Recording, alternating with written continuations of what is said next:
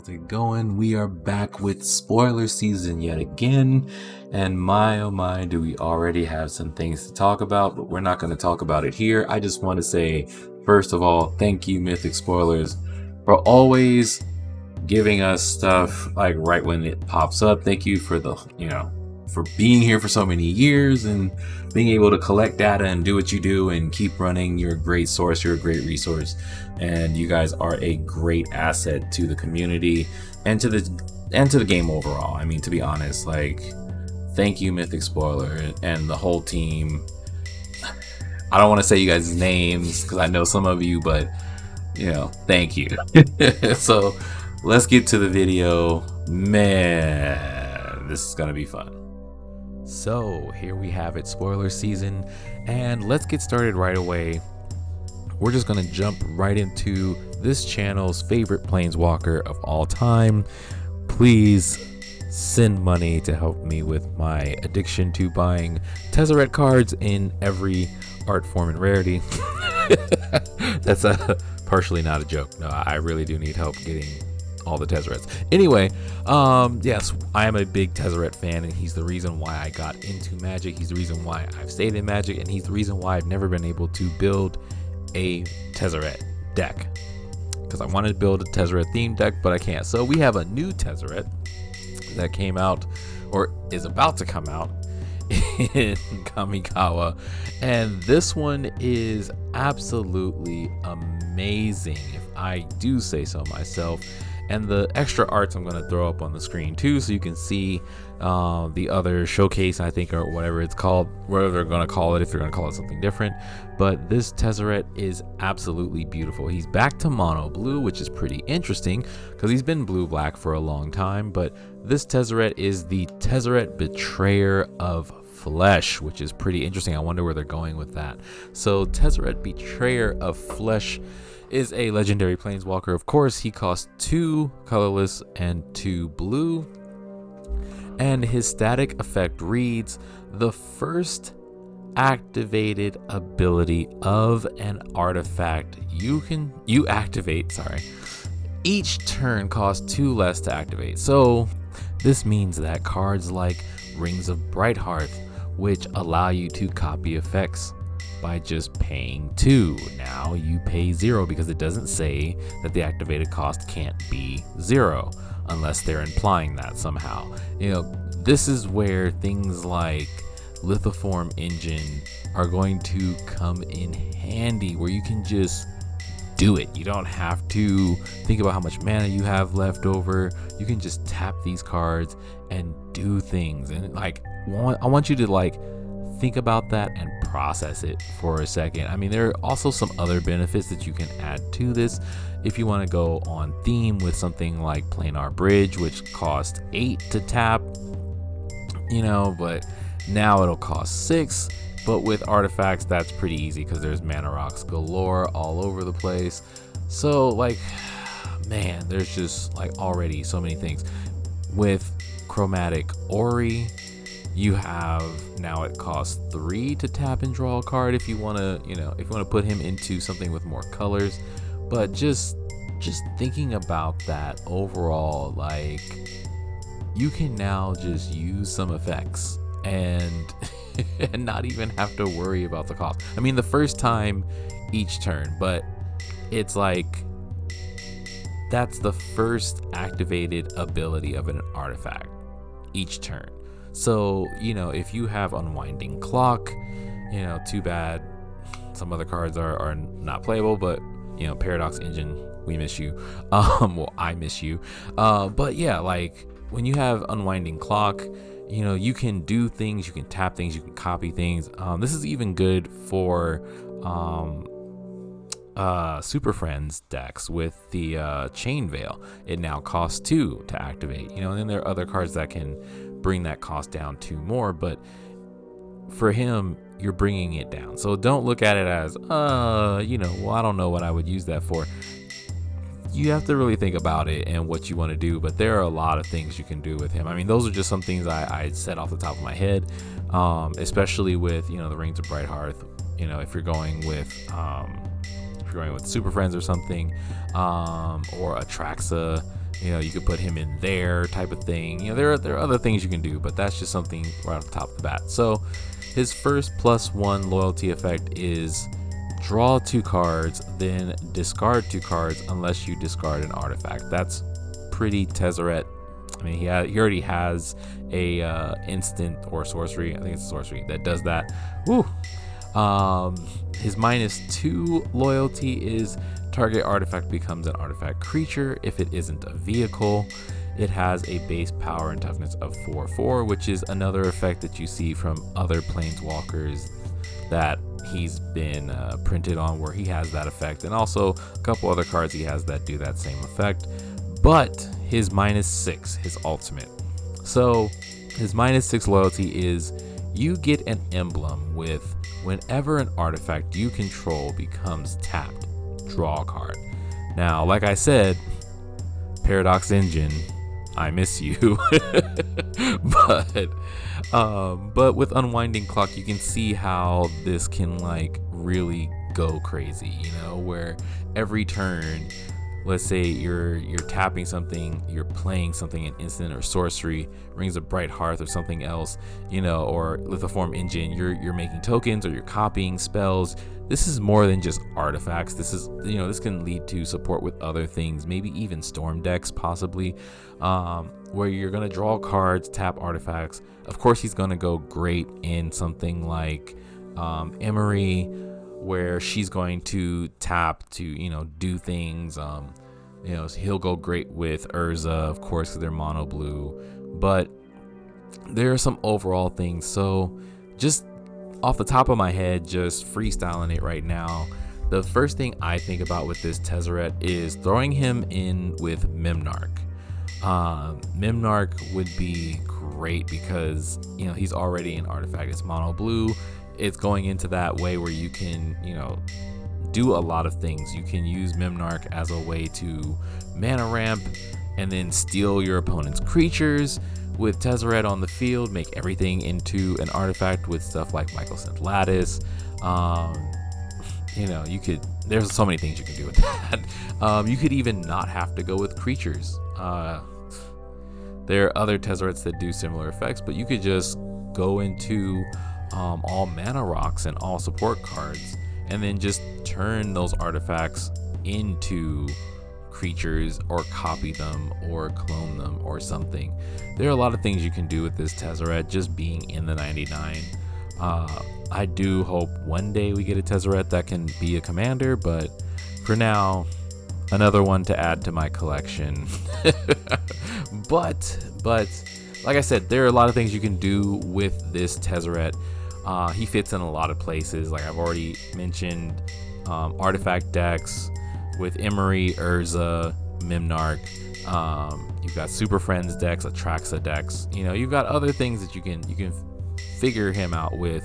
He can go into a lot of good places, especially, you know, if you're doing something where you have to pay for an activated artifact, or if you just want to draw more cards every time you tap a mana rock. You know, like that's the easiest part.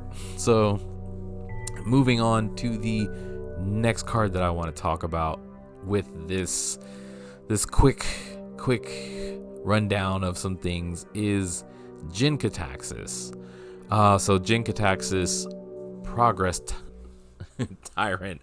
Oh my goodness.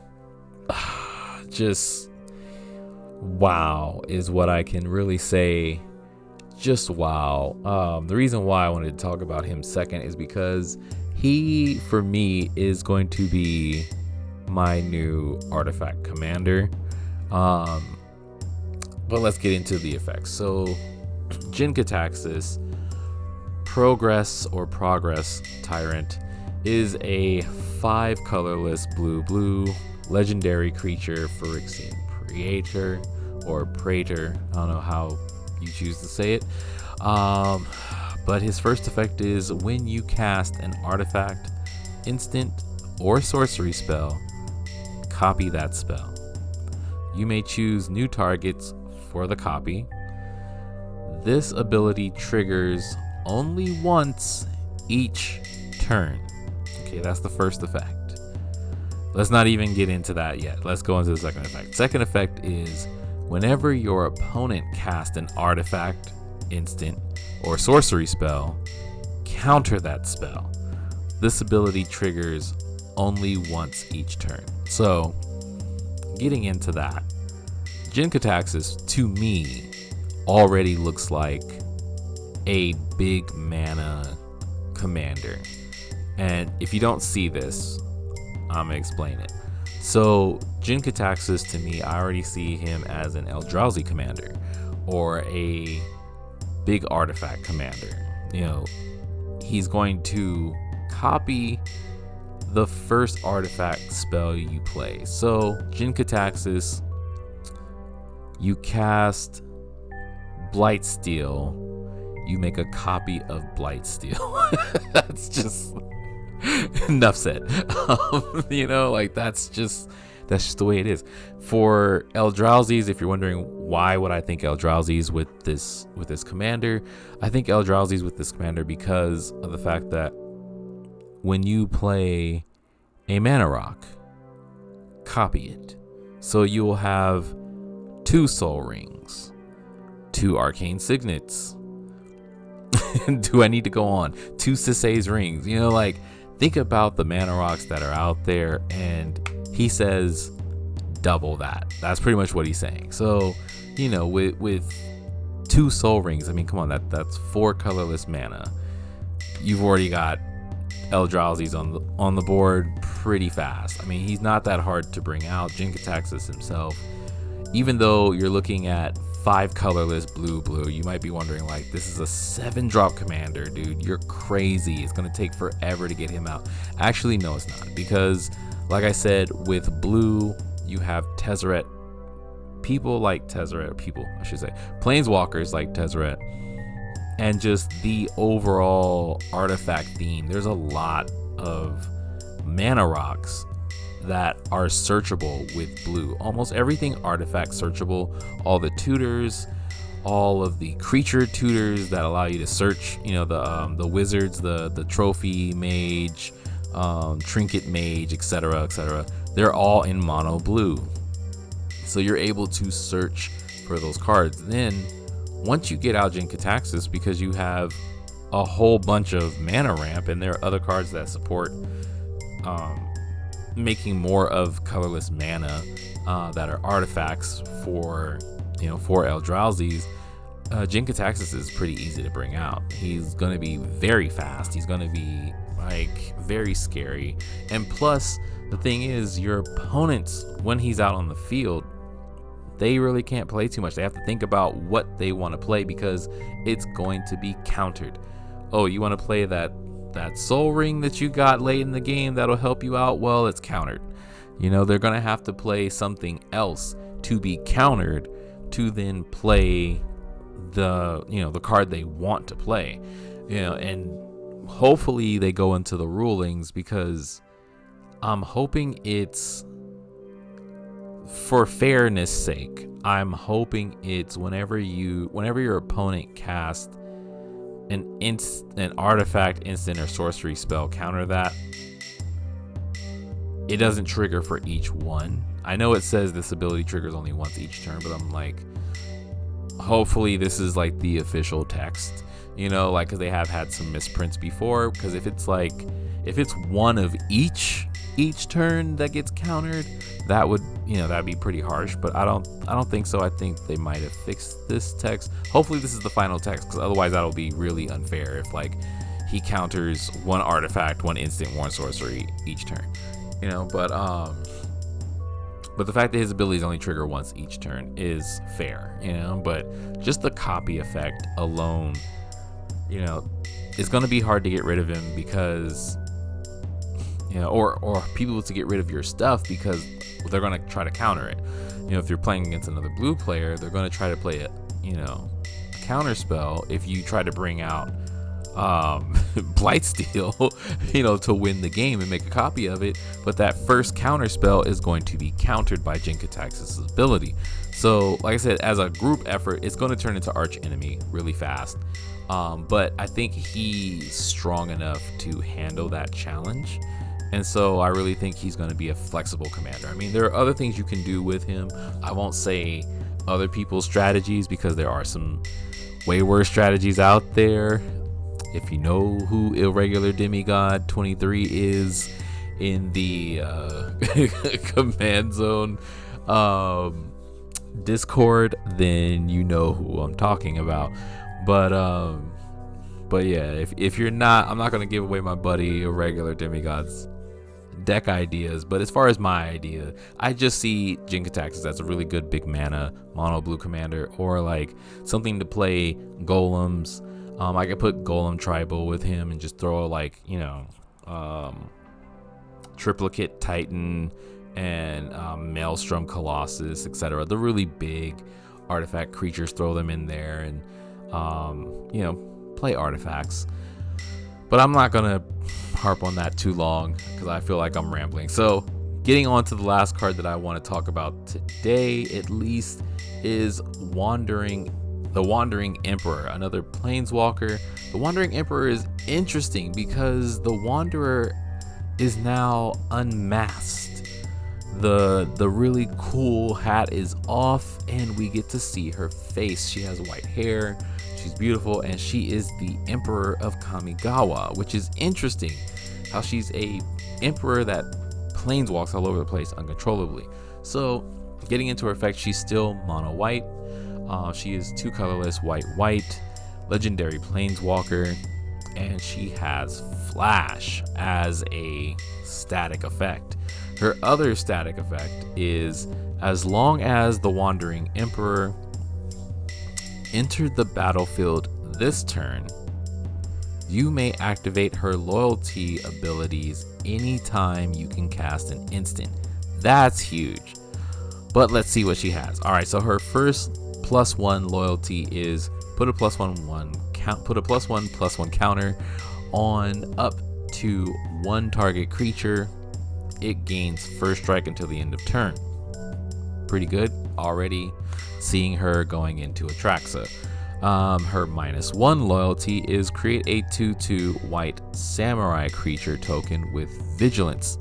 Now we have something interesting. We have a samurai planeswalker.